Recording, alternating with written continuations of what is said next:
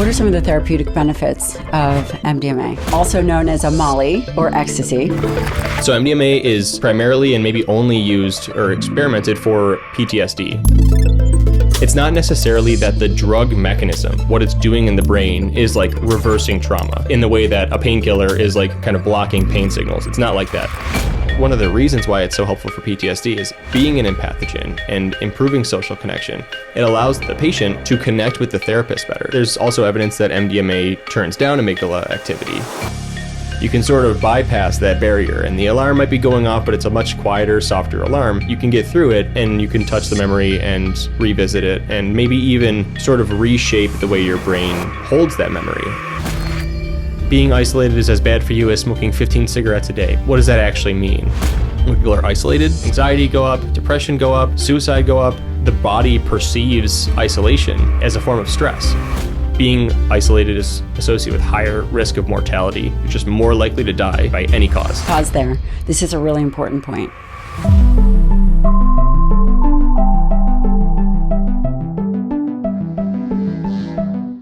Dr. Ben Rein, neuroscientist, welcome to the show. Thanks so much for having me. It's great to be here. Let's talk about otherwise known MDMA. Long name 3,4-methylene dioxymethamphetamine. That's why they shortened it. Also known as a Molly. Right. Or ecstasy. Correct. What is it? Where did it come from? Just the whole shebang. Why do we care about it?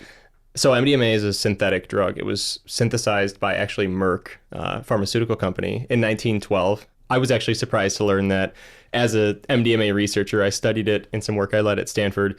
And when I found that out, I was like, wow, I really thought MDMA came from like a meth lab or something, right? Like someone just like made it in like a trailer, like Breaking Bad. No, it was Merck. When they made it, they didn't realize what it was. I think they were trying to make like blood thinners or something like that. And they just kind of shelved it, forgot about it for like 60 years. And then in the 70s, this chemist, Dr. Alexander Shulgin, came along and looked at the chemical structure of MDMA and realized that it was similar to mescaline, which is another really potent drug. And so he was talented enough to synthesize some MDMA on his own, tried it on himself, was understandably pleased with the outcome. And so he started distributing it to therapists in Northern California who started giving it to their patients. And that was sort of the first like observational studies, I guess, of what MDMA does, how it makes people feel. And they found that it made people feel, euphoric, very socially connected, empathic. It was the first drug to be called an empathogen and one of the only in the world. Fast forward, it was obviously became illegal. Why? I think the partying and the illegal use sort of got out of control. And the truth is, 3,4-methylene dioxymethamphetamine, notice the last couple syllables, methamphetamine, it's very similar to meth. It's a stimulant. And so it can have negative effects. It can definitely, you can have a very bad experience and serious adverse health outcomes. Can you die? Yeah, theoretically, you could have a heart attack or something like that. Like I said, it's a stimulant, right? So blood pressure, heart rate, this is why oftentimes when you see, I'm not sure how often you see people on MDMA, but for those out there who do. But yes. Except for Matt, the producer, just kidding. I'm totally kidding. The typical MDMA stereotype or idea is, they're grinding their teeth, they're sweating, right? They're running around. It's a stimulant, right? It is stimulating their heart rate and all that. So it can be dangerous. That was sort of recognized. And they said, all right, this probably shouldn't be legalized. And then it kind of, vanished from at least the clinical and scientific worlds for a while until I think late 2000s, like 2008 or so, was the first study, MDMA for PTSD. And that is where the whole sort of MDMA science and psychedelic science reemerged and just exploded. And it's become a really significant part of science nowadays. What are some of the therapeutic benefits of MDMA? So MDMA is, I want to say, primarily and maybe only used or experimented for PTSD. And the idea is that, big misconception, people think, okay, MDMA for PTSD. So if I have PTSD and I take Molly at Lollapalooza or Coachella, I'm going to feel better after, right? But that's a big misconception because MDMA, it's not necessarily that the drug mechanism, what it's doing in the brain is like reversing trauma, right? Like in the way that a painkiller is like reversing or kind of blocking pain signals. It's not like that. It's thought that there's two important things, set and setting. The set is sort of like the mindset that you go into the experience with. And this is, by the way, true for like all psychedelics, LSD, psilocybin, you need to go in this mindset of like, I'm going to heal, and setting where you are, what you're doing. What MDMA does is it makes everything euphoric. And if your setting is that you're sitting with a therapist who you trust and who you know, and you are discussing whatever experiences you have been through that have driven that PTSD, you are better able to approach and sort of ruffle through these buried traumatic emotions because they're not painful. And there's a guy in this field named Ben Sessa. He tells this story where him and his buddies were sitting around on Molly, and someone says, "Oh, think about your mom dying." And everyone was like, "It's not bad. It's not so bad." And that's kind of a good idea of how to explain it, that you can really do a lot more work therapeutically. So like I said, going to Coachella isn't the right setting. You have to be there. It's illegal now. Is it used legally in particular settings with PTSD? It's still illegal. In Australia, it has been legalized for clinical use, and so it is being used for this purpose for PTSD. We have not gotten there in the United States yet. There was a recent sort of controversial decision on this that basically it could have moved forward, but it wasn't. It was kind of stopped, and there was a lot of kind of outcry about that and whether it should have been moved forward. I mean, the reality is, if you look at the clinical trials where people with PTSD have taken MDMA and been tracked and put in that right setting, it's unbelievable. The remission rates are super high. It is very clearly effective if administered properly, and the patient experience is the right one. But there's still some concerns about whether it's safe. And the research I was doing at Stanford was looking at empathy specifically. I mentioned that it's an empathogen. And so what we were trying to do is figure out what of the many things MDMA does in the brain, which of those is responsible for the changes in empathy. And the reason for that is because, so what MDMA does is it targets three systems primarily: dopamine, serotonin, and norepinephrine. It's thought that those stimulant, kind of harmful, unpleasant effects of MDMA are associated with the dopamine part. So the question is, well, what if empathy, the empathogenic properties, are not associated with the dopamine?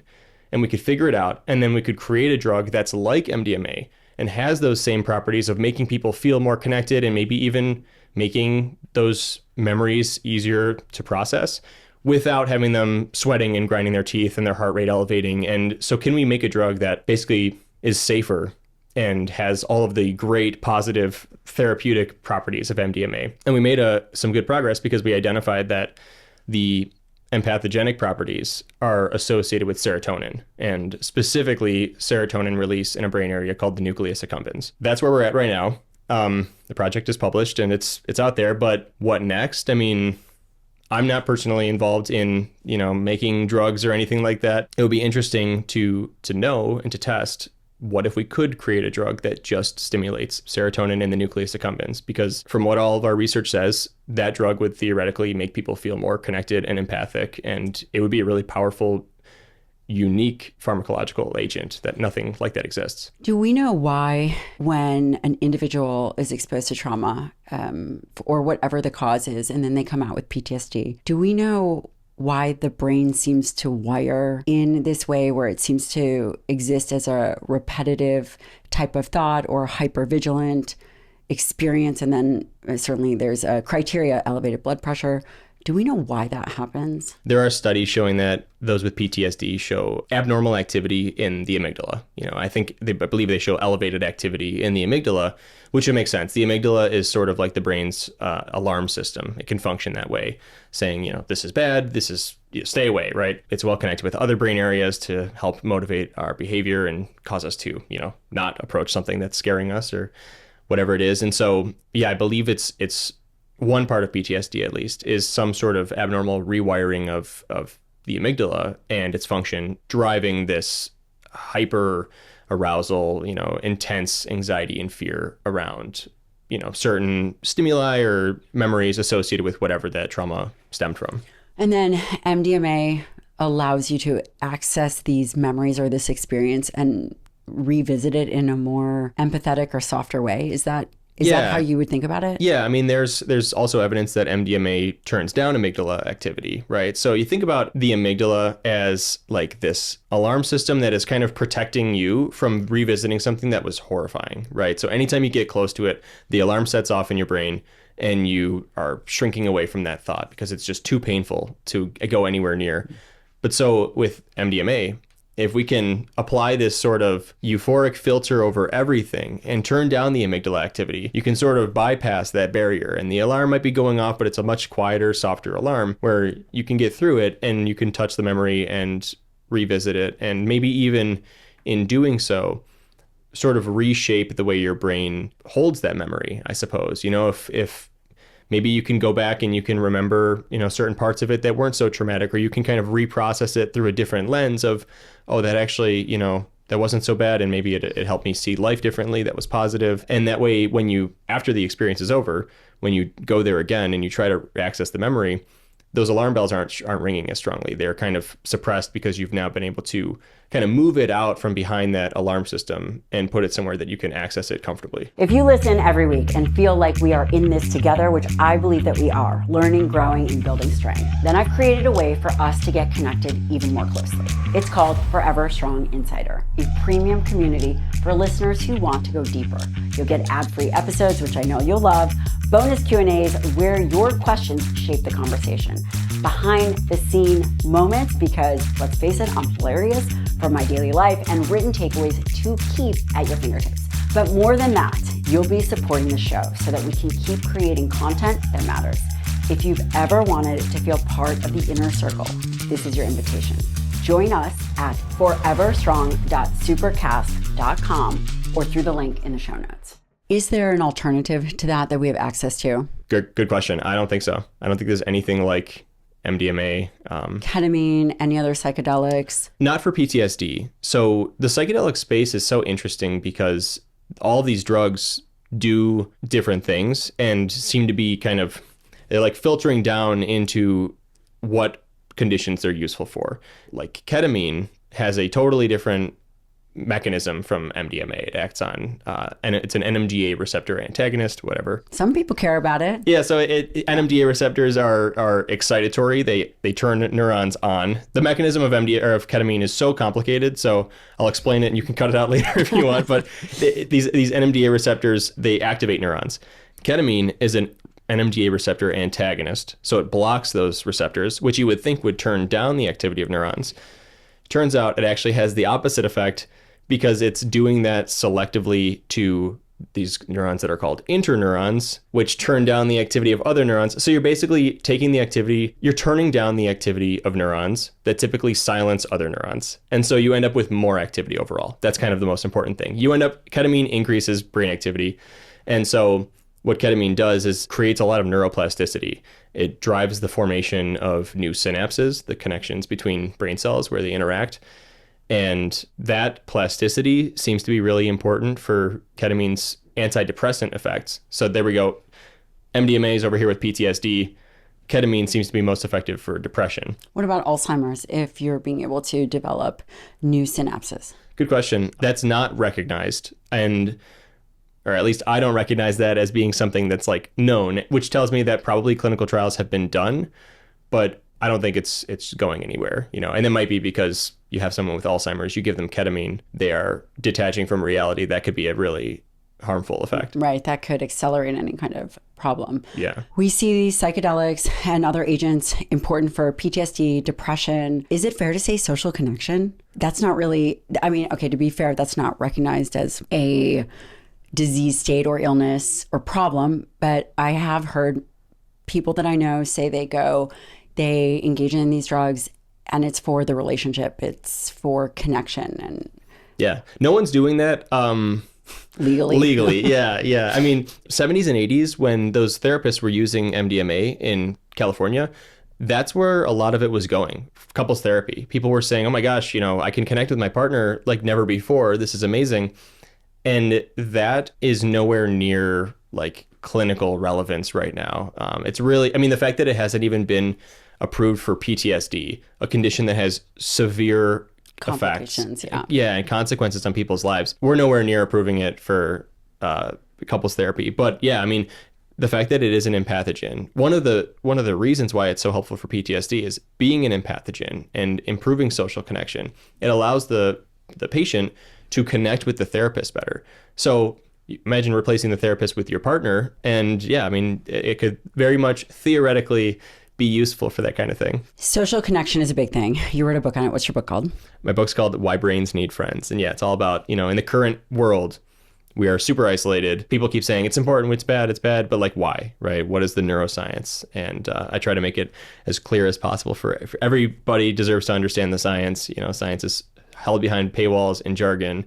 And, just like your book, you want to get the stuff out, you want to help people. That's what I was hoping to do. You chose social connection, and there are a lot of layers to social connection. And I want to talk about what is authentic social connection. Is it authentic when you're through a screen? Do you really develop the tight relationship that you do when you're in person? And also, just from an external perspective, I'm sitting across from you, you're smiling, your eyes lighting up. Hopefully my face is not frozen, but there are a lot of external changes that seem to be happening at faster rates. For example, Botox. Yeah. Botox might paralyze someone's smile, or plastic surgery might tighten the skin. Does that affect social connection? There's reason to believe that it does. So one of the really unspoken things that happens when we interact is that our faces mimic each other. People don't know this because you don't realize it's happening. So you're smiling right now, and I'm kind of smiling, but usually it's not that way where I'm actually smiling. What happens is these muscles in the face, when our brain detects that you're making a facial expression, the muscles in my face will activate in the same direction. So if you're smiling, the muscles that lift my cheeks or lift my lips in a smile will start to activate in this very imperceptible way. It's just like electrical activity that science has discovered. But what's important about that is that information doesn't just travel from the brain to the face in that the brain is happy, so the face starts smiling. It also goes backwards. Maybe you've heard of these studies where if people look at cartoons, it's a classic psychology study. They're looking at cartoons and they have to put a pencil between their teeth, so they're artificially made to smile. And the people who did that rated the cartoons as funnier because the brain is processing, oh, I'm smiling, so this must be funny, right? This must be pleasant. So that's kind of what's happening here, that when we mimic someone's facial expression, our brain starts to detect that we are feeling the same emotion. And this is one of the critical pieces of empathy and something called emotional contagion, where you basically take on someone's emotions. With Botox, you're essentially paralyzing the muscles. You're interfering with the ability for those nerves from the brain that control the muscle to send those messages. And so your muscles kind of are, they're not moving. And because of that, you are interfering with your brain and your face's ability to mimic expressions. And so there are studies showing that people with Botox have a harder time basically properly reading what expressions other people are making and what their internal state is, which is interesting because you think that all that stuff lives in the brain, but a lot of the information lives in the muscles in the face. It's challenging because it's not perceivable. Right? This is outside of our conscious control. If we are in front of screens all day long, we have access to more people. On social media, we have more people coming into our sphere than ever before. Does that affect social connection? You mean the sheer volume? Yeah. I don't know. That's a good question. I mean, there's this idea that the human brain is only capable of knowing so many people, right? And I do think that what happens when we're online, especially because I'm sure you speak in front of large crowds often, it's different when you're standing in front of 5,000 people versus when you post something on social media and it says 5,000 views, right? It's completely different. And there's this sort of depersonalization that happens online where it just becomes, your brain can't compute what it is. These aren't real people. These are just numbers on my screen. And the idea of having a million people see a piece of content is a dramatically different impact on your emotional well-being. I don't think that's very good. I think that a lot of the important signals that tell our brains you are interacting with a human being, they are removed when we're online, right? Even in this one-on-one interaction, there's facial expressions that can sense your vocal tone, your body language, right? There's so much information. Whereas on social media, and let's say on Twitter, you're interacting with someone and you're just messaging back and forth. I mean, you don't have any of those signals. And so your brain is not necessarily interpreting to the full extent that this is a person you're interacting with, right? And it actually could be a bot, right? But I think that the absence of those signals makes a difference. And I published this hypothesis a year or two ago. I call it the virtual disengagement hypothesis, basically saying that because of the absence of those social cues, there's no reason that the brain's empathy systems should be activating at all when we interact online. Pause there. This is a really important point. Thank you to Bon Charge for sponsoring this episode of the show. And if you've been following me for a while, you know that I take light exposure seriously. Why? Because it impacts your sleep, your hormones, your mood, your ability to recover and focus. It doesn't just affect you, but it also affects your kids. And that's why I use Bon Charge. They've created science-backed tools that help balance our modern industrialized lives, from harsh indoor lighting to too much screen time. Their blue light blocking glasses are a nightly ritual for me, and my kids borrow mine. They help calm my nervous system, protect my circadian rhythm, especially if I just happen to look at my screen, which we all know that never happens. I also love their red light lamp. I turn them on as soon as it gets dark, and I use the big panels 10 to 20 minutes each day. They are some of the best red light products I have ever used, low EMF on the market, and right now, Bon Charge is having their holiday sale. So you can save a massive 25% off. Just head to boncharge.com and your 25% off code will automatically be added to your order. The sale will end on the 31st of December, 2025. So hurry and don't miss this chance to save on your favorite Bon Charge products. Typically, someone would not come up to you and go, wow, you're just a total a-hole. Right. Go hide in your closet and never come out. But online, people do that. Yeah. But in real life, we hope that there is empathy. Is that what you're talking about? Exactly. Yeah. I mean, and this came to me as a person who was, at Stanford, spending my days studying empathy, trying to figure out how can we enhance empathy, thinking about the brain systems that drive empathy. And then I post on social media, I post educational neuroscience videos, and I would look in the comments and I'm like, oh my goodness. You just broke rule number 1, never look at the comments. Right. I know and a lot of the time it's not even about me. I mean, the comments about me, whatever, it stings, but it is what it is. But the people in the comments going at it with each other, it's so unlike typical human exchange that it made me wonder what is going on here. And, I started poking around the literature and found that what I just said, basically facial expressions activate these empathy related brain areas. Vocal tone activates the brain's empathy related brain areas. And so when you strip all those things away, why would these areas be activating? Why would we experience empathy and care for someone else's emotions? And I think what this kind of amounts to is like, we are not there for what I call the stepping on the tack phase of the interaction. So imagine you're in elementary school and you want to play a prank, and so you set a tack upright on the ground or on your friend's chair, or your classmate's chair, maybe not your friend, and they don't sit on it. 2 hours later, the next student comes into the classroom, you're long gone. Student sits down on the tack. They start screaming, they go to the nurse, they're in horrible pain. You have no idea that this happened. You're in the other room. You're directly responsible, but you don't know that it happened. Do you feel empathy? No. Of course not. There's no reason. It's like, does a tree in the woods make a sound, right? If you're not there to witness this person's pain and suffering, even though you caused it, your brain has no reason to feel empathy or make you feel empathy.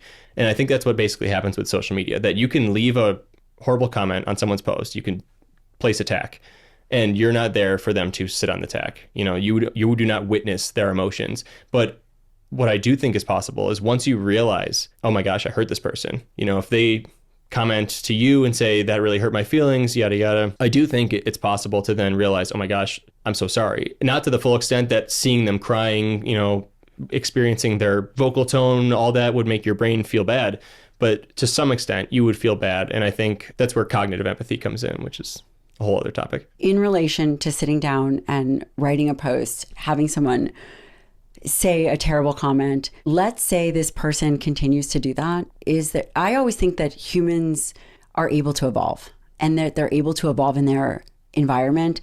It's a catch-22 because we've become very sedentary, and arguably we're, quote, adapting to that environment.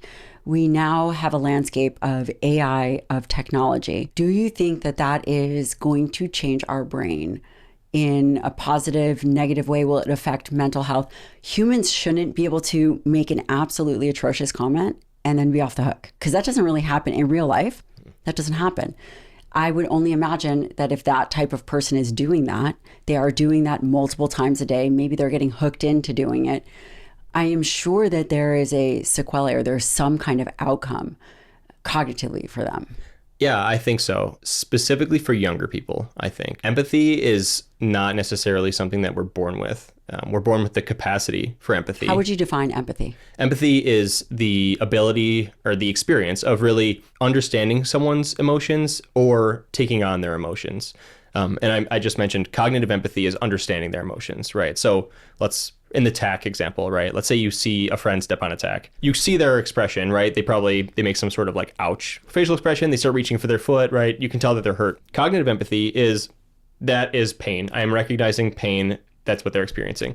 Emotional empathy is you feeling this sense of sort of revulsion, right? Of like, oh my gosh, that, and to really kind of make this clearer, let's replace the tack with like a gigantic thorn, right? Imagine someone stepping on a thorn. It goes through their foot. It's horrific.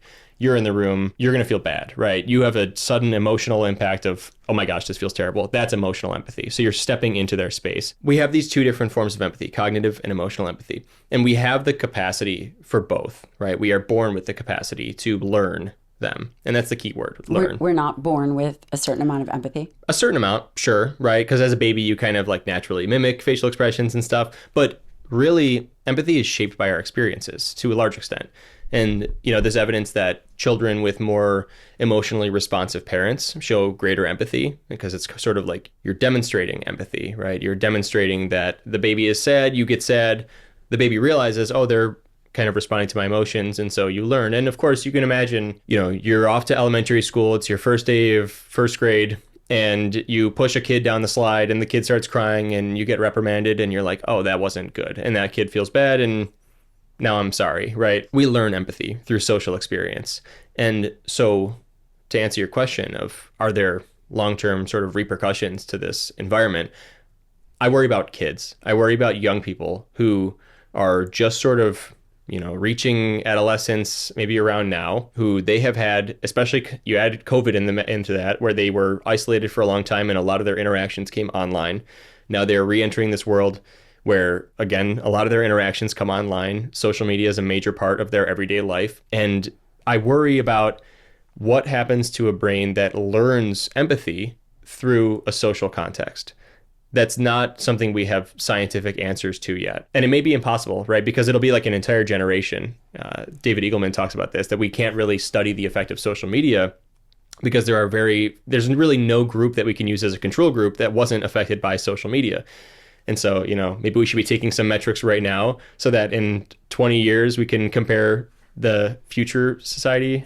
But it's concerning for me. Is there ever a time, or has this ever been studied, can there be too much empathy? People can definitely feel like they're experiencing too much empathy. And a lot of people do. When I post on social media about empathy, a lot of people comment and they're like, can I reduce my empathy? Like, how do I make this stop? Because I'm always feeling so bad for people. It's not like a recognized, DSM-5 condition, right? But, I think empathy is a strength. I like to debunk this notion. Probably depends on what your business is, though. You're right. But for humanity as a whole, right? Like, yeah, I would agree. Because without empathy, so again, think about the stepping on the thorn example. If you felt nothing in response to watching your friend step on a thorn, you would have no personal stake, no personal motivation to step in and help them, right? Feeling bad makes you say, oh gosh, this person needs help. And if I help them, it will alleviate this uncomfortable feeling I'm experiencing, right? Mm-hmm. That's sort of the evolutionary purpose of empathy, is to motivate us to help others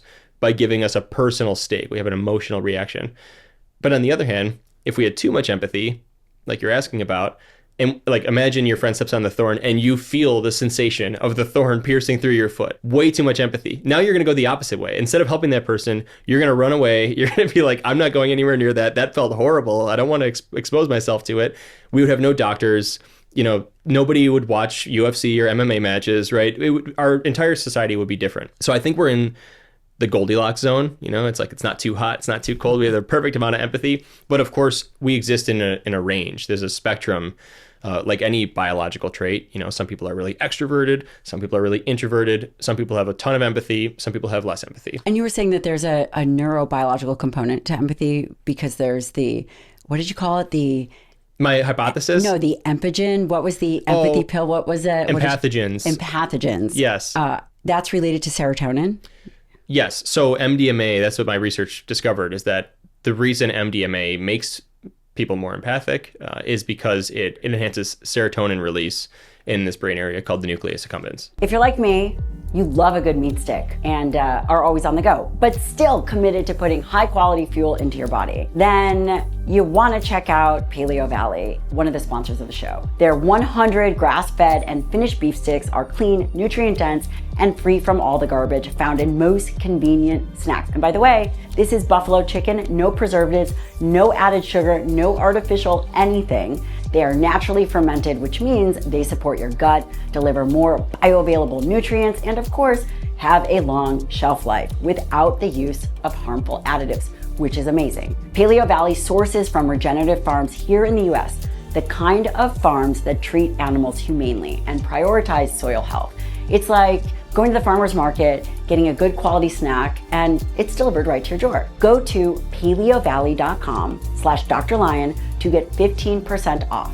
That's paleovalley.com/Dr. Lyon. Something like a SSRI, a serotonin reuptake inhibitor, would that also increase, quote, empathy? Theoretically, it would, although you can't really compare the serotonin dumping effects of the two drugs because MDMA is way, way, way more intense. It's like taking like 6 months of serotonins or of SSRIs all in one span day. Of a couple hours. Don't do that. Do not do that.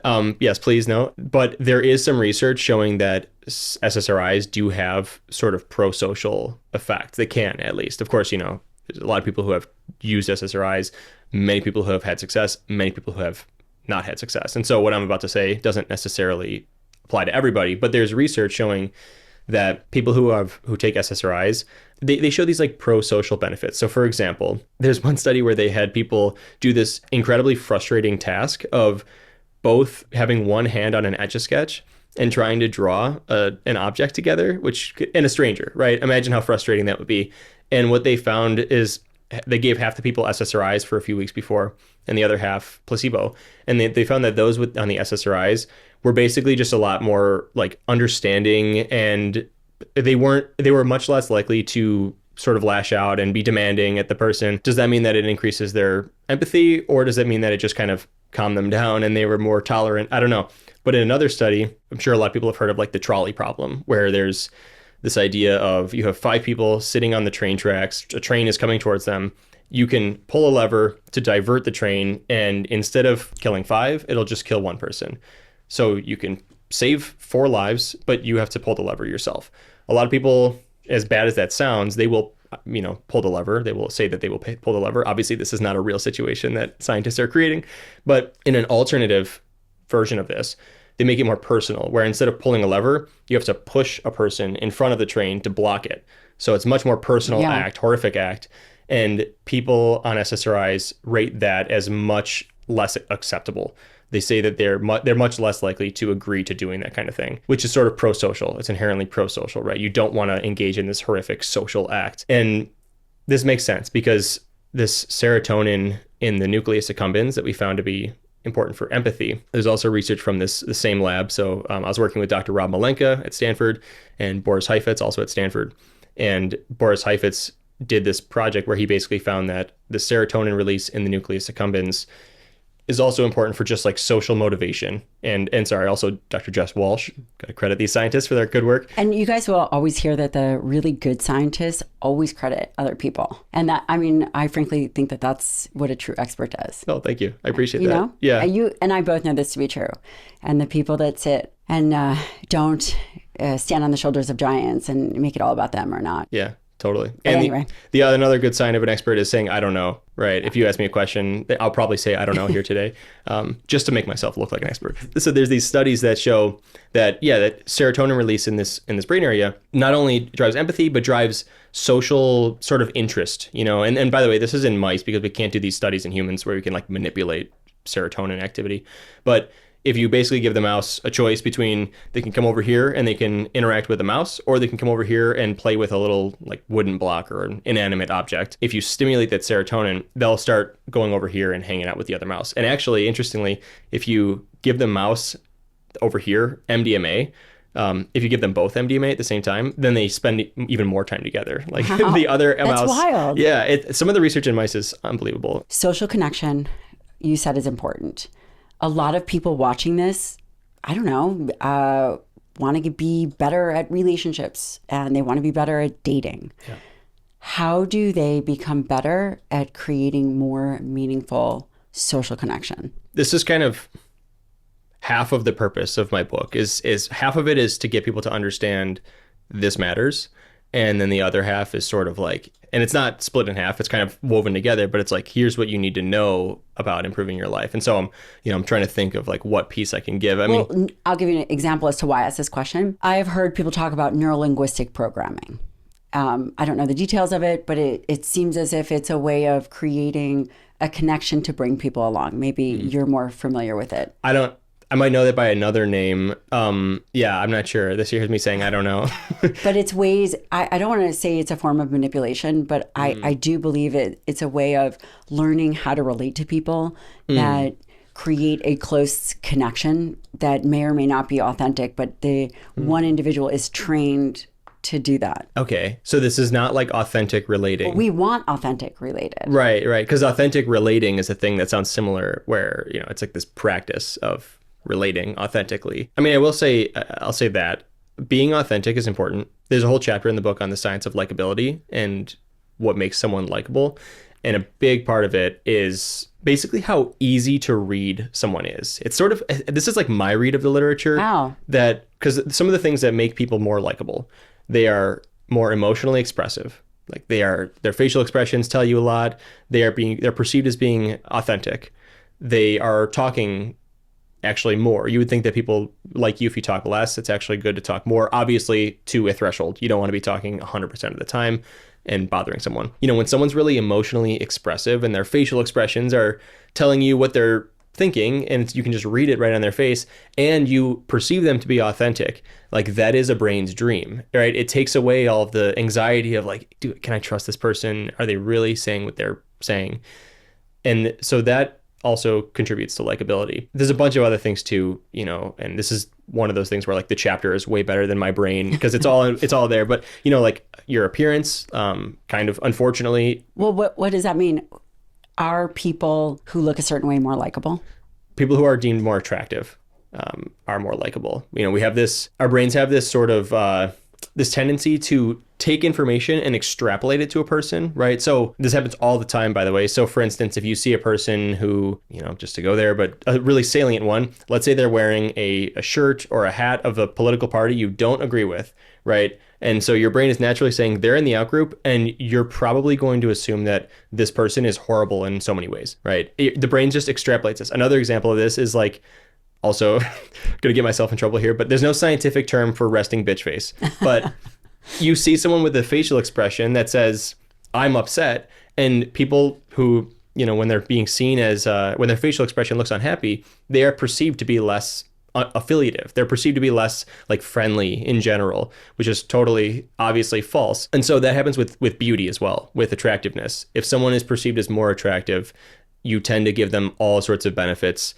They'll be judged as more trustworthy, more likable, all sorts of things that are probably not true. But what about fitness level? I wonder if people that have more muscle or who look fitter are considered more likable. That's a good question. I don't remember seeing any research on that when writing the book, but I would bet that that's a complicated one. where there's probably a lot of like personal identity tied to that, right? So if you are a person who exercises and lifts weights and you're proud of your physique and you have built muscle and you see someone with muscle, you're probably like, oh yeah, like I respect that person. But if you're the opposite and you feel bad about yourself because you're not working out enough and you know you struggle with that and you see someone who's really fit, you're probably like, that damn person, right?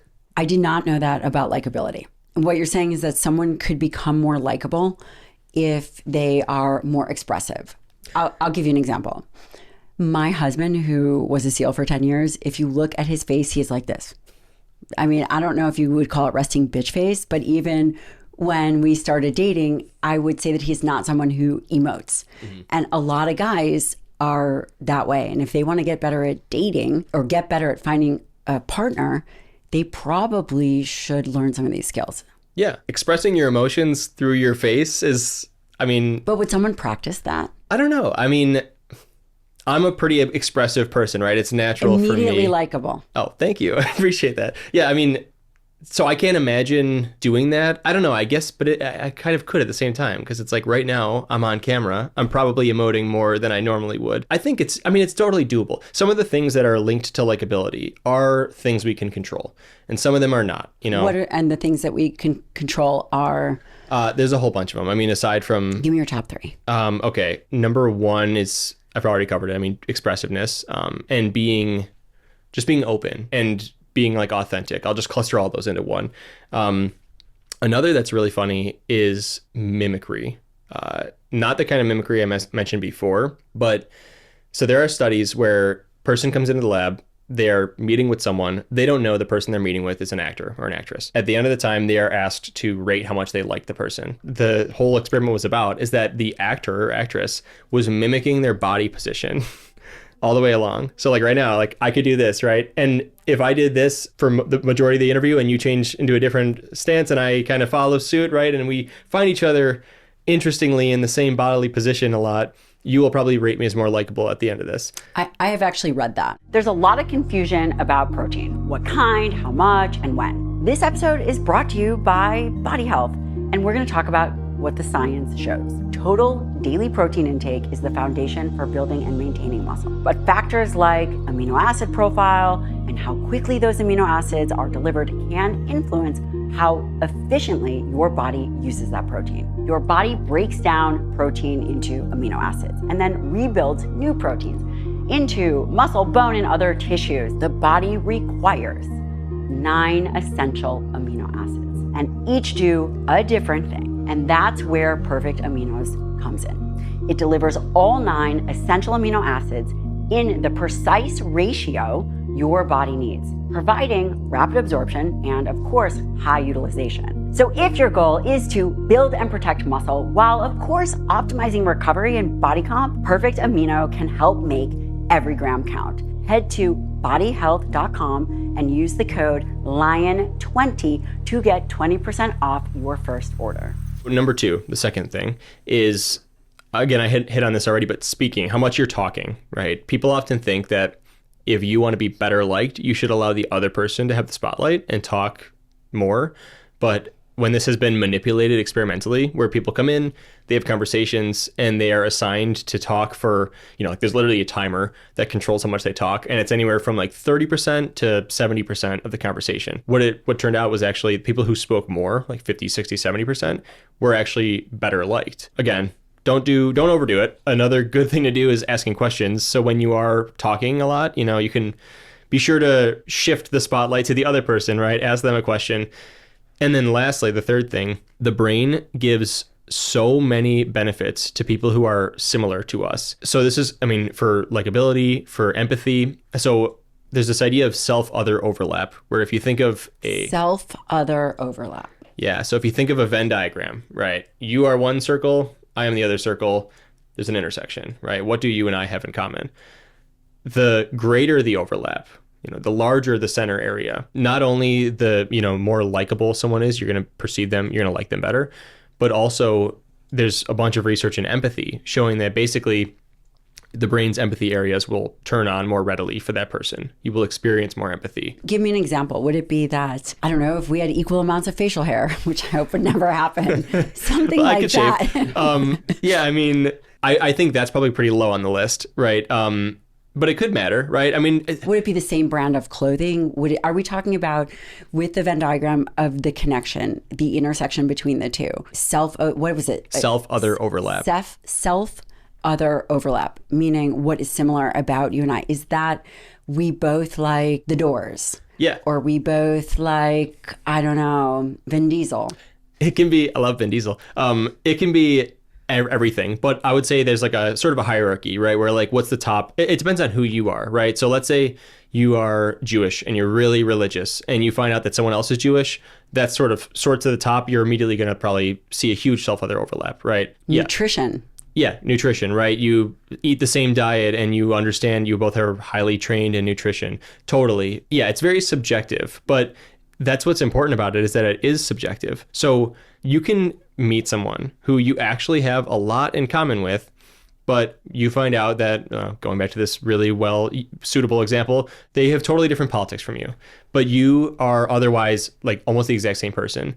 If you care a lot about politics, then you might not like them, even though you have a lot in common. I think one way to sort of remedy a lot of our cultural problems in America nowadays is to like look beyond those sort of top of mind things, right? Because you probably do have a lot in common. And I would say it can really be anything. I mean, it depends on what you're sort of paying attention to. Is it what is an order of importance to the person? For example, if I'm someone who likes to train, I like to lift weights, and I find out that you like to lift weights, the things that are important to me in the same magnitude would be important to you. Is that how someone would think about it? If I don't know, if someone is watching this and they go, oh gosh, I really like this person. I really like this girl. I am not so great socially. I'm not so great in terms of expressing my authenticity, but I know that we have a lot of things in common. Mm-hmm. And going to those things would create this connection and likability. Yeah. I mean, it's about the way you view your identity, right? Because so forget about the Venn diagram. Let's just think about the self, right? What makes up you? There's probably a few things that come to mind immediately. You know, maybe I doubt it's your favorite TV show, right? That's probably not the first thing that comes to mind, but there's a handful of things that come to mind. So that is your identity. And so how much does your perception of the other person's identity match with that? And yeah, so if you're looking to kind of win favor, and by the way, I do sort of discourage like manipulating these factors. I totally disagree with you. You're not manipulating. I am telling you. My husband was, for example, the best choice that I have made in my life so far, aside from studying nutritional sciences. He is not good at dating. And there was no way for the first 2 months when he expressed interest, I told him, don't ever call me again.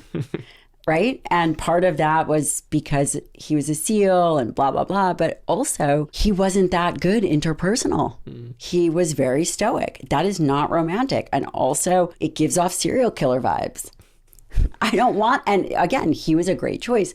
And I feel for a lot of the guys that cannot kind of overcome or are maybe not programmed to be as warm and open with their talking and their feeling. It's a skill, especially with social media. They don't have to have that. Yeah. I mean, I think there's definitely a sort of like pressure, not even a pressure. There's like a desire in men to be mysterious. Some men have that pressure. You know, I am not that kind of person. Like I will share all my information here, like with an audience. Doesn't matter to me. But there's definitely a type of guy that wants to be that. And I think there's also like, sometimes that's really intriguing to a partner, right? Sometimes people go for that. But I think in general, if you want like authentic connection, it is good to be open and to be expressive and, smile and whatever, and be yourself too. I mean, I appreciate you saying that a guy shouldn't do this you're not encouraging anyone to manipulate. And I would disagree and say you're not manipulating. You are learning how to be a better communicator and more likable with this self-other overlap. Is there more to this self-other overlap? Just in the empathy component, and that's where it's really, I like to highlight that, because I think we've been talking about how can you or what happens when these circles are really close together, but let's also think about what happens when these circles are very far apart. If you perceive someone as having very little in common with you, your brain's empathy systems are legitimately going to be more resistant to firing up. You are less likely to experience empathy. And so I think that's concerning. The reason for that probably is evolutionary, right? Long time ago, when we lived in tribes, you come across a member of the opposing tribe who has been hurt And if your brain says, "Oh, I feel so bad for this person, I want to help them," you could be actually jeopardizing the well-being of your tribe. So it's actually beneficial. Like at some point, the fittest humans, right, survival of the fittest, were the humans who had the most empathy for their own group and didn't care about the others because it allowed that group to survive. And so it's interesting. Now we live in a very different world, right? We do not live in tribes. We live in very blended, mixed cultures. And so when you see someone who's very different from you and your brain's empathy systems don't turn on, that was great, a couple 100,000 years ago, but not anymore. And I think that's concerning. And so, because again, empathy is what brings us together. It's one of the things that allows us to survive so well in groups. And it's also something that's kind of not absent, but it's declining in modern culture. Do we know that to be true? It's been kind of bouncing around, but there is some research showing that it was like on the steady decline throughout the 2010s. And then I think a recent survey showed that it had come back up, but I think that last survey was a couple of years ago. And I don't know, I mean, from the feeling of being a human in America, it feels a bit like it's declining. Any other tips or tricks or things that we should know about how we can be more likable? There's something called the likability gap. This has been discovered, again, crediting Dr. Erica Boothby. This idea is that people underestimate how well-liked they are. People underestimate. Yeah. Not the narcissist. Right. On average, the average human being, if you poll people and ask them, they have an interaction, and then you ask them after how much do you think that person liked you, they're going to score lower than the person actually scored them. And so it's very common to not think you were very well liked. It's very easy to doubt yourself, but most often the other person actually probably likes you better than you think. Meet Peak, a luxury brand transforming wellness with the absolute best, rare, and precious plants. It has cutting-edge ingredients and formulations rooted in traditional wisdom. They have botanicals, minerals, and vitamins, all that support sustained energy and radiant skin. Peak is proud to introduce Sun Goddess Matcha, an organic ceremonial superfood blend that adds some beauty to your daily ritual. It is crafted from the purest tea leaves. It provides a smooth, sustained energy for calm mind and beautiful skin. They have the purest cup. This ceremonial grade matcha is 100% organic and grown in a pristine valley, ensuring that you get the cleanest, purest cup ever. And 20% off lifelong with a complimentary gift, peaklife.com/Dr. Lyon for 20% off. Try it. It tastes amazing, and I'm telling you, I think you're gonna glow. What is the evolutionary upside of that, of having a likability gap? I think it's anxiety. I think that it benefits us to care a lot about how we perform socially, right? Because again, the reason that we get benefit so much from interaction is because we are wired for it. Our brains reward us for being around others because at one point, being around others was the only way to survive. And so we care whether we are liked, we want to be liked, and everybody has some level of social anxiety. It's almost impossible to leave a social interaction and be like, I did perfect. Not my husband. Some people can do it. Sounds like your husband's quite the anomaly. I'm totally kidding. I'm just picking on him because, again, he doesn't even listen to this podcast, but he does. I might send him this episode so you can know what's really going on. I think he represents a lot of the guys out there. And I just want to make sure that this topic is so fascinating. I'm glad you think so. I mean, this is what drove me to study neuroscience. I always thought it was interesting. Which part? The social element, just sort of why everyone's different. Why is your husband such a different person than, let's say, me or anyone else? I mean, and it started when I was young. When I was in elementary school, I remember legitimately I can see it looking around my cafeteria and seeing, some clusters of my classmates who were really loud and having a good time and laughing, and then other clusters who were, kind of seated more sparsely. They're, one or two in a long table, not really interacting with each other. And I thought, well, at first I remember thinking, where do I stand on this sort of continuum? And then why does this even happen? How come in this class of 300 kids or whatever, there's cliques? And there's so much difference, right? And obviously when I was, 10 years old, I wasn't thinking about it from a neuroscience lens, but now I am, where it's that difference I noticed legitimately reflects changes in brain activity and the way these kids' brains work based on their genetics and their lived experience and the way they were parented and their innate levels of extroversion and all sorts of things that originally got me to study psychology because I was admittedly kind of afraid of neuroscience. I thought it was intimidating. And then in my second year of undergrad, I had a nightmare that was so horrifying and jolting that I woke up and I laid in bed all night and I thought, how did my brain do that? How did my brain just create this environment that I was engaging with, and there were characters and storylines, and I was having dialogue, and I was thinking, I was behaving like I was conscious in a world that my brain was simultaneously creating. And I just thought that was the most impressive thing. It pulled me out of thinking, oh, why do the kids at this table talk less, and why do the kids at this table talk more? It's not about behavior. In that moment, for me, it became about the brain. This organ is just unbelievable. And so I ended up shifting to neuroscience and then combining the two and studying the neuroscience of social behavior. And it drove you to write this book. You had said that your goal is, number one, to really understand the social connection and how to be better at it. Mm-hmm. These are things I have never heard about. And I studied psychiatry for 2 years as a psychiatrist, believe it or not, as a psychiatry resident. We had never learned about the likability gap or this self-other overlay or self-other overlap. The likability gap. Why does it exist? For us to do better, be more vigilant? And I'm sorry to interrupt you.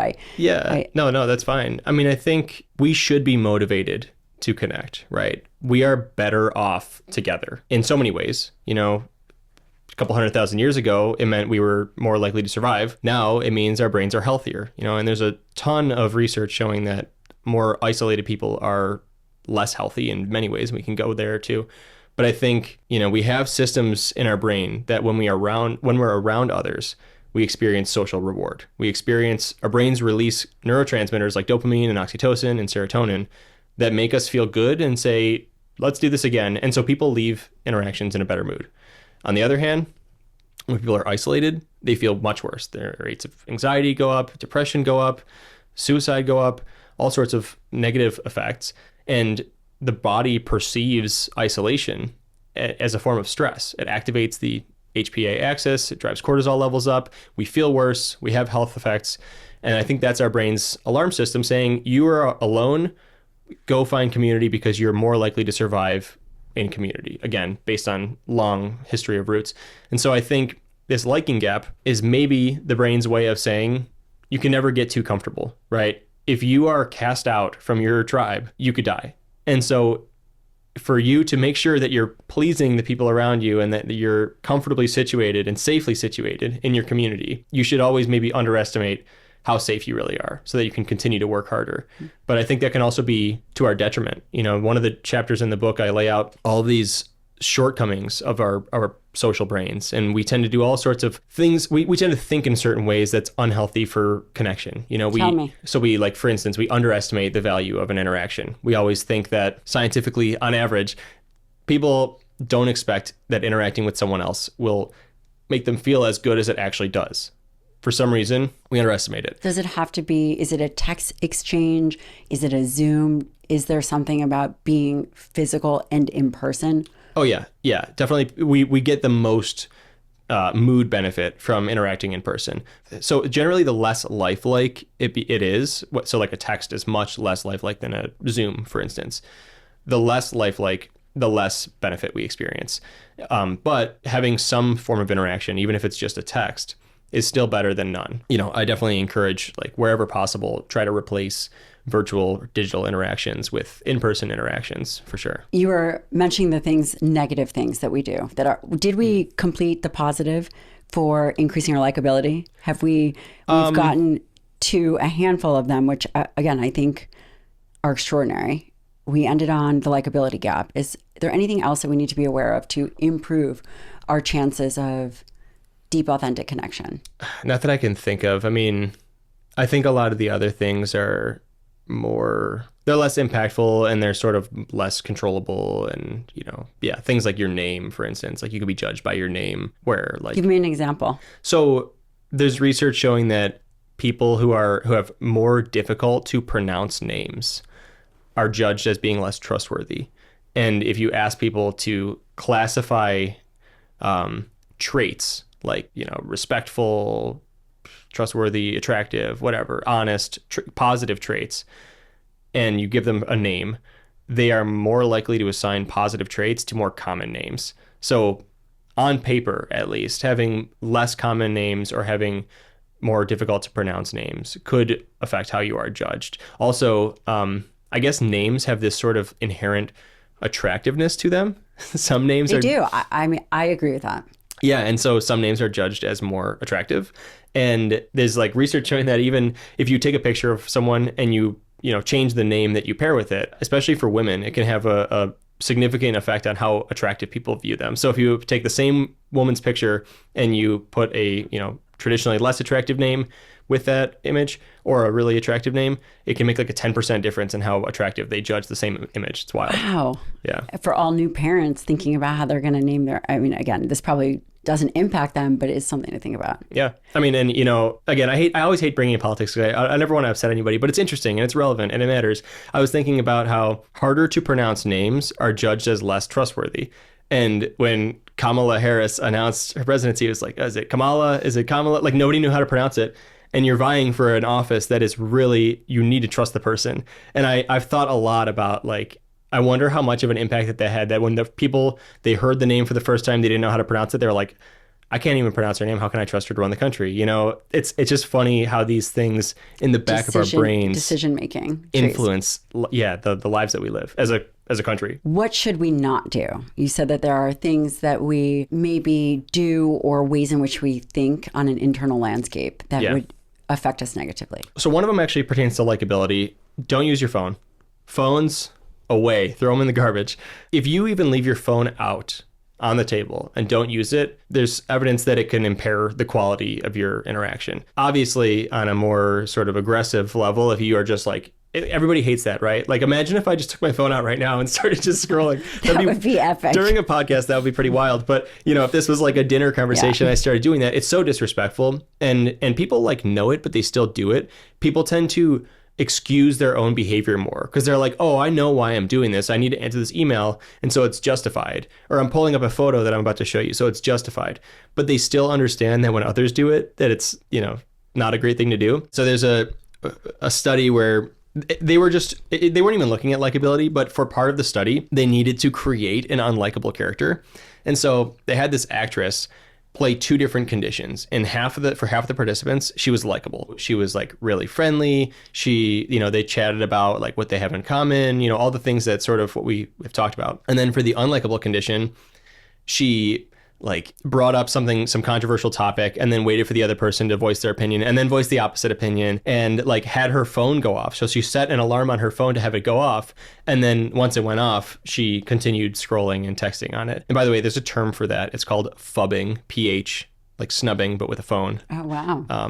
And that was actually like I think an Australian like marketing agency came up with that. And now it's actually become sort of a scientific term. But yeah, it's not a good thing to do. I mean, the fact that when scientists were, for an experiment, they had to create an unlikable person and they incorporated that should tell you a lot about what the science shows on this. Other than that, sort of a general like lens to view social interaction and this sort of these miscalculations that we're prone to is that you're probably a lot more anxious and judgmental of yourself than is necessary. Where if someone said, hey, I'll give you $5 if you go start a conversation on on your train ride or your bus ride or whatever, you're probably going to feel very nervous about that and worried that if you start this conversation, the person's going to think you're weird. They're going to reject you. You have these sort of internal barriers. A lot of people do, at least. But those are largely fake. If you actually start a conversation with someone, they're very, very likely to like, it's going to be a good conversation as long as you're not super weird about it or, do something bizarre. But I mean, this is also from studies where, again, Dr. Nicholas Epley did these studies where these people on their commute were asked to talk to a stranger and they expected that over half of the time they would be rejected, just flat out like, leave me alone. Turns out in like hundreds of experimental cases, nobody ever rejected them. Every single person on the train welcomed the conversation. And not only did the people who were asked to start the conversation feel better after, the other person also felt better too. Socializing is like, it's this wonderful, like ripe fruit all around us that we don't really harvest and use that much, but it's everywhere. And I think we ignore it because of these false predictions about where it's going to go, that we think it's not going to be worthwhile. We're not going to feel better after, they're going to reject us. We also tend to underestimate the value of things like generosity and compliments and things like that. We think that when we're staying in conversations for longer, that they're going to just get worse and worse, which is also not true. We have all these errors. We make all these predictive errors about interaction, which again are probably just based on this anxiety. I mean, it's a high pressure sort of situation, right? You don't want to be unlikable. You don't want to be rejected. And so it's often easier to just avoid a situation instead of risking that refusal. But most of the time, again, as long as you're acting civilized, it's probably going to be fine. And are these conscious thoughts?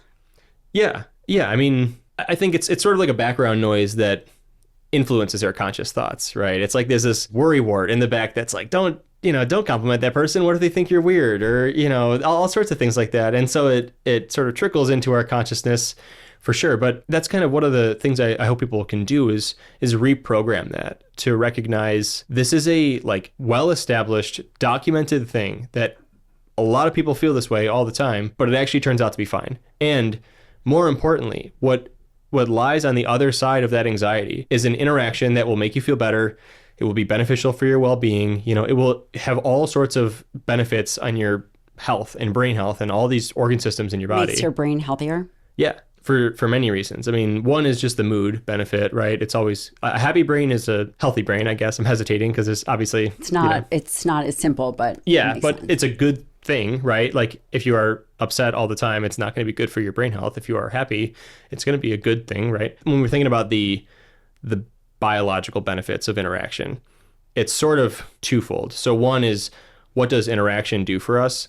And then what does avoiding isolation do for us? In a lot of these studies, when you're comparing people who are more socialized, they interact a lot more, they build more social forward lifestyles. The control group is your average person, and nowadays the average person is very isolated. We're spending much less time together. Is that just because people are working from home more or on their phone more? It's a lot of things. I mean, there's obviously COVID changed things. It changed a lot of things, right? It made remote work more acceptable, and it spawned all of these new systems that replace interactions. So think about when the first ATM was created, right? It used to be you drive up to the bank and there was a human teller, and now we have automated teller machines, ATMs.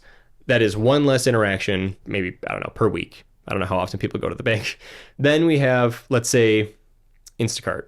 You used to go to the grocery store, you see your community, you cash out of the cashier, you get some meat from the butcher, right? You have all these interactions. Now you have Instacart, someone else shops for you, drops it at your door. You don't even have to go outside. And also a COVID thing, right? Started in COVID, people realized it was super convenient. Now it's here. Working out, right?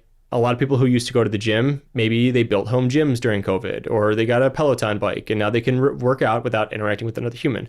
There's so many examples of this. I mean, you can tour a house that you're looking to buy virtually. You can see the doctor through telemedicine, all of these things. And I think that what's happening is that we are progressively stripping away these sort of micro interactions from our days that we don't really pay attention to, right? If someone said, oh, what's the social highlight of your day? You wouldn't be standing in line at the grocery store silently with people around me, right? That's not an interaction, but you are immersed in your community. And that is important. Your brain likes to have this sensation of being safe and surrounded by allies, and your community can be your allies. The data are real that we are interacting less, very real. I mean, the amount of, you look at it from almost any angle, how much time people spend alone, how much time people spend online, how many friends people have, how lonely people feel. All of these things are going in the wrong direction towards loneliness. And I think that given how bad for us isolation is, and again, we can go down that route, we're not taking it seriously enough. The Surgeon General issued this loneliness epidemic report. We're in a loneliness epidemic. What does that mean? Well, being isolated is as bad for you as smoking 15 cigarettes a day. Wow, that sounds bad. But what does that actually mean, right? The truth is, being isolated is associated with higher risk of mortality. You're just more likely to die. There's studies showing, track 300,000 people for a decade and stratified them by how much they're interacting. Those on the low end were 50% more likely to die by any cause over the course of the 10 years. Gosh. Unbelievable, right? So it matters. And to be fair, correlation doesn't mean causation. These aren't randomized controlled trials, and maybe they have a different type of lifestyle. Totally. But yeah. you can't totally discount the fact that Yeah. they would be in more social isolation. Yeah. And I think when you look at the biological data, the explanation is there. I mean, to simplify it, I mentioned that isolation is perceived as stress, right? When you're alone, your cortisol levels go up. If you're alone chronically and you're not getting enough interaction, you have elevated chronic levels, you're basically exerting the effects of chronic stress on your body, increased risk of dementia, increased risk of heart disease. And I think, sure, of those 300,000 people that died in that lower group, some of them were probably random car accidents, things like that. But in general, when we are exposing ourselves to chronic stress, which is associated with chronic inflammation, that can interfere with the healthy function of our brains and hearts and tissues, we're more likely to experience adverse effects like strokes and heart attacks and things like that. And so it's really a significant factor in modern life. And do you think that AI people that they can generate to smile and mimic, do you think that that's going to solve for some loneliness? Are we going to replace direct human connection with these AI robots? I sincerely hope not. I think it's possible. I think we could go that route as a species. And that kind of worries me. If you look at the data there are these tools, like one is Replica AI, and not sponsored at all. They create these avatars, right? It's an AI powered avatar, and it's basically intended to function as your friend. When researchers have asked people who use these avatars and have them as basically friends or companions or even romantic partners. We're going to actually talk about that tomorrow on the episode, these AI sex bots kind of. I can't wait to watch that episode and hear that perspective. People who use those more, basically it becomes normalized for them. They rate that it's good for them, while those who don't use these things generally are like, that does not seem good, right? And I'm falling into that trap where I'm a person who doesn't use AI for friendship, and I think it's bad for us, but I'm also looking at it from the neuroscientist lens. So the only reason I raise that data point is because it shows that if we all sort of collectively accept these AIs as friends, we will, as a society, start to think it's not weird anymore. But the thing is, there's some evidence, this is very new, obviously, but there's some evidence in neuroscience that the brain processes human social information distinctly. And so, for instance, one of the studies I'm thinking about is in social touch. So if people came into the lab kind of like blindfolded or put in a brain scanner, they can't see their legs, and they receive a massage, like a foot massage, from either a human or a robot, the brain activity will be different if it's a human. Wow. And one of the things that's different is that they have greater oxytocin release, which makes sense because when you're being massaged by a human being, especially if it's someone you care about, right? Like your romantic partner, for instance, your brain is saying, oh, look at this person doing this for me. I want to bond with them, right? Oxytocin is this like social, like love hormone. It's this, I think of it as social glue. It's really what drives social reward in the brain. So it makes us feel connected with that person. If it's a robot, there's no purpose in releasing oxytocin because there's no human on the other side of the massage to connect with. And there's no research on this that I've seen about whether that happens with AI friend bots. But I would imagine that, if you are recognizing that this is not a human being, your brain is, it's going to behave differently. And one of the things about oxytocin that's really, really important, and one of the reasons why interaction is so important, is that oxytocin doesn't just help us form social bonds. Oxytocin is also, it's been referred to by some researchers as nature's medicine. It has all these benefits in the body. Like it can be anti-inflammatory, neuroprotective. It's been shown to maybe support immune function, social anxiety, bone growth. It's good for you. Oxytocin is good for your body, and it makes sense because, again, I'm sort of like an evolutionary biologist at heart. I tend to think about everything from an evolutionary perspective, but evolutionarily, you meet a mate, you have the potential to make a child, which is like the best thing you could possibly do evolutionarily, right? You want to propagate the species. You want to make more human beings. So you're in a position to mate, you're falling in love, you're full of oxytocin. You need to be healthy so that you can not only successfully procreate, but then also be healthy to support that young one and raise it. I think that's probably the reason why oxytocin has all these benefits, is that it allows us to stay alive and not, have a heart attack or whatever in the midst of parenting and, trying to raise little ones. But I mean, you think about the fact that the human touch stimulates more oxytocin release. If we replace all human contact with AI, is it going to lead to this sort of flattening of just like human oxytocin levels that we could be getting from human contact whether it's 1% or 20% higher risk of dementia and Alzheimer's and heart disease and all these things, who knows? It could be a small thing. But I mean, also, why would we do that, right? And you had mentioned that isolation is a risk factor for depression. Mm-hmm. I believe you also mentioned that it was a risk factor for Alzheimer's or any type of disease. Is that fair to say? Not any, but yeah, a lot. I mean, heart failure, dementia, yeah, diabetes, and then, of course, mood conditions, depression, anxiety, suicidality. What are your top 3 ways to keep a brain healthy? Have you thought about that in terms? I bet you have. Yeah, of course I have. Yeah, I mean, they're going to be boring. They're going to be ones you've heard of, and I'm going to give you 4. Sorry, the 4th, I'm just going to throw it out now. It's socializing, right? I think it's clear at this point. But besides that, sleep, diet, exercise, right? There's a reason that, like, any doctor, if you go to the doctor and you're like, doctor, what should I be doing? And they're like, sleep, diet, exercise. But is it in that order?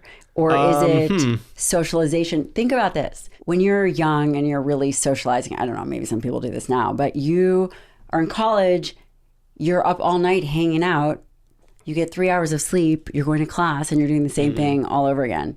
Again, maybe that's a terrible way to live, but do we know it's actually sleep, diet, exercise, social connection in that order? Or could it be social connection, exercise, sleep, then diet? I'm sure that, sorry, this is like a really scientific answer. I'm sure you could like statistically model which is the most effective. Personally, I would put sleep first. I would put socializing second, I think. And then I hate to put any of these at the bottom, but I think that I would go exercise, then diet maybe, or maybe, I don't know, maybe diet. I don't know. But also I'm like yours probably is different. I would imagine you probably put diet and exercise at the top, right? It's the lens that we see through. Would I put diet and exercise at the top? I would probably put exercise number 1. Yeah. And then I would put diet at number 2, and then I would put social connection, and then I would put sleep. Okay. And that's probably influenced, you're probably really good at working with sleep deprivation, I would yes. guess from that. Yeah. And it's not and there's actually genes. Certain people have genetic mutations. They can, and again, sleep for 4 hours, or they just get less sleep and they're fine. Yeah, I'm the opposite. Again, this is one of those things where I'm like overly transparent. I have a sleep disorder called narcolepsy, which I'm sure you're familiar with, but for those who aren't, if you've ever seen the videos of like a wiener dog running around and then it passes out, that's what I have. Have you seen the narcoleptic sheep? Yes. Yeah. Or they're like stiffen, right? So that's cataplexy. So narcolepsy, sorry, massive tangent. Sorry. But important. But it so matters. Go ahead. So yeah, narcolepsy, it's a condition characterized by random sleep onset. You fall asleep randomly. So what is the potential? I fall asleep? Yes, during this podcast. 0. Okay. So the thing is, my case is unique in that I don't experience that symptom. I've actually never, in the last like 15 years, haven't fallen asleep against my will because I've learned to manage it, right? I sleep for me is like top. I get like 8 hours of sleep every night. We were talking before we started recording. I have a daughter coming next week, so I'm worried about the sleep deficit. But narcolepsy is often comes with this condition called cataplexy, which is where strong emotions trigger muscle weakness or muscle like relaxation. And so that's what's happening to those goats and the wiener dogs is they're really excited, right? The goats, like they usually make that like bat noise and then they go down. And like the wiener dog, they're running, they're having the best time. Yes. I don't know why it always seems to be wiener dogs. I don't know if they have like a high risk factor for narcolepsy, but yeah, that's what I've got. I don't have cataplexy though. Your wife would be really angry if she was delivering the baby and then all of a sudden you had this huge emotional surge and you were out. Would not be favorable. That would not be. You would decrease your likableness. I'm sorry. For sure. I am not trying to go off on a tangent either. And I'm certainly not making fun of anyone with narcolepsy or cataplexy. Interestingly, there seems to be, totally anecdotal, there seems to be a high representation of people with narcolepsy in science and medicine. I've noticed. It's so odd. The only time I've ever met anybody with narcolepsy, they're either like doing their PhD or going to med school. And I don't know what that is. I've never met someone. Well, so now I'm a scientist. Now you can say you agree with me on that anecdote, right? Well, considering how many scientists that I talk to on the regular, unless they're not forthcoming. They might not be forthcoming about it. You should ask around. Alcohol, drugs, MDMA, Molly, ecstasy, do these things have a negative impact on the brain? And the reason that I'm switching gears a little bit to brain health is Alzheimer's is very, very scary. It's increasing. They call it type 3 diabetes of the brain. People are terrified of cognitive decline. Social isolation makes these things worse. We don't know, or I don't know, if MDMA will affect Alzheimer's, but it does improve PTSD and depression. There are probably PTSD. No, not depression. Okay, not depression. There are probably other psychedelics that improve brain function. And then there's the structured use, and then there's the unstructured use, where people are potentially partying and drinking alcohol. I'm curious as to what those effects would be if we're talking about brain health. If we're going to end the segment talking about how do we improve brain health, and what are the negative consequences of different lifestyles. Yeah, I mean, Andrew Huberman. What's up, Andrew? Yeah, shout out to Andrew. Has, really popularized this idea of alcohol is bad for the brain, right? And it through sharing very real research out there that those who drink more are at higher risk of dementia and cognitive decline. He knows sexual dysfunction, depending on the amount. Yeah, I mean, alcohol is a neurotoxin. It is bad for the brain. Brain cells do not like it, and I think the only reason why it is so popular is because it's like oil to the social brain, right? It makes every social interaction easier in general. And probably the reason for that is because it acts sort of like certain anti-anxiety medications, benzodiazepines. It can also turn down activity in the amygdala to reduce those emotional reactions. Probably also the reason why you come home from a stressful day and, a lot of people have a glass of whiskey or something, have a stiff drink to take the edge off. It's acting similarly to a anxiolytic drug. I think if humanity moved away from alcohol, it would probably be better for the brain. It would almost definitely be better for the brain. I don't personally take as strong of a zero tolerance, position on it. I mean, I think if it was fully illegal, I would probably be that way. But I think that the problem is we have intertwined alcohol with our social lives thoroughly, that if it's Friday night and you're like, I really could use some social connection, what are your options realistically, right? You can have a one-on-one interaction in the safety of your home, or you can go out somewhere, you can meet people somewhere. And where are they probably going to be? At a bar, they're going to be at a concert, they're going to be at some sort of event where alcohol is involved. And, I think that says a lot. I think it's interesting that we as a species have sort of quietly, unspokenly agreed to spend our weekends, our free time, collecting in various places with using alcohol, and which makes social interactions easier, right? Like we could be using that time for anything. If we were wolves, we would probably spend our Friday nights hunting because that's probably very pleasurable, right? But for us as humans, it's pleasurable to gather and to feel relaxed. If you want to proof your brain against Alzheimer's disease, for sure, alcohol is not a good thing to be doing, alcohol right? Alcohol is poison. But also, everything I said, right? Sleep, exercise, diet. There's correlations between all of these things and Alzheimer's risk, right? You want to be getting more sleep. There are certain diets, like this Mediterranean diet sort of ingredients like omega-3s, things like that higher intake is associated with lower risk of Alzheimer's and dementia. And then exercise. The great thing about exercise is there's a ton of research not in humans yet, because we sort of can't measure whether new brain cells are born in humans. It's very difficult. But a ton of research in animals showing that exercise induces neurogenesis, literally creates the formation of new brain cells, which is obviously a good thing. And that's rare. That's one of the reasons, like running, cardio, things like that. Again, no clear evidence in humans yet, as far as I'm aware of, but very likely that it probably induces. We're going to have to change the stigma, dumb jock. We carry a lot of preconceived notions. Mm-hmm. For healthy brain, you would say no alcohol, diet, exercise, sleep. What about sex? Sex. Sex is great for the brain. But is sex good for the brain only if it's releasing oxytocin? Okay, so the brain signature of sex has been studied. There are studies where people have been put in brain scanners and right. Okay. They don't have sex. Yeah, they don't have sex in the scanner. It's actually quite shocking. This is like the third or fourth thing that I'm going to say on this podcast that I'm going to regret immediately. But they basically get hand jobs in fMRI scanners. There's just, again, no scientific term for that one. And they've measured their brain activity, and it's interesting. They've shown that opioid release, and so we have these endogenous opioids, right? People know morphine, things like that, but we have these same chemicals that act on the same receptors in our brains that we can release for natural pain relief. That seems to be released. There's generally it seems like sexual arousal, so the period leading up to orgasm, is characterized by this sort of like rise in brain activity all over the place. You know, I couldn't even tell you what brain areas. It's a bunch of places. And then during orgasm, the activity kind of peaks, but it sort of changes. It seems to shift to like a different set of brain areas. And then it kind of like falls back to its typical hum. But what's interesting is that oxytocin does seem to be an important player because, and this comes from more animal studies, because in animals and, you know, rats, for instance, we can actually look in their brains and look at the neurons and what they're expressing. Whereas in humans, we can only look at like peripheral blood markers. But what they've seen is that the activity of oxytocin producing neurons goes up during that sexual arousal phase and then peaks at orgasm, or at least more of these neurons are activated if orgasm was achieved. Always funny talking about this in scientific terms, right? I mean, it's great information. But the reason that matters, first off, we've already mentioned oxytocin's good for us, right?